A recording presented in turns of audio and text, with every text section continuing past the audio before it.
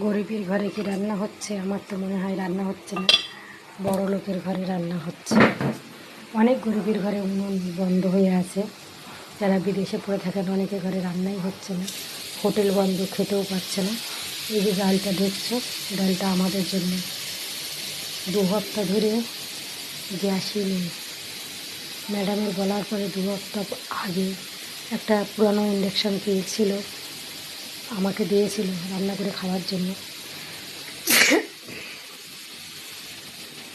তো সেটা চলছিল, হঠাৎ কারেন্টের জিনিস তো খারাপ হয়ে গেছে। খারাপ হয়ে যাওয়ার পরে ঠিক করতে দিলাম, সেটা 2 হপ্তাহ পরে দেবে। তো ম্যাডামের একবার বলার পরে ম্যাডাম বললো ঠিক আছে তুই খাবার নিয়ে যাবা, নিয়ে বাচ্চার জন্য।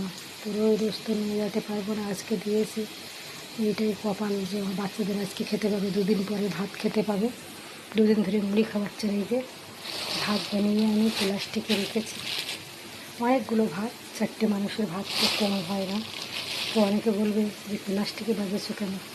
ম্যাডাম লোকের ঘরে তো এত বড় বড় ডাব্বা থাকে না, এরা খুব শৌখিন মানুষ, ছোটো ছোটো ডাব্বা রাখতে এরা ভালোবাসে। ছোটো ডাব্বা হলে অন্তত 6টা 7টা ডাব্বা হয়ে যাবে, তার উপরে আবার ডালের ডাব্বা, ওই জন্য এই প্লাস্টিকে বেঁধে নিয়েছি।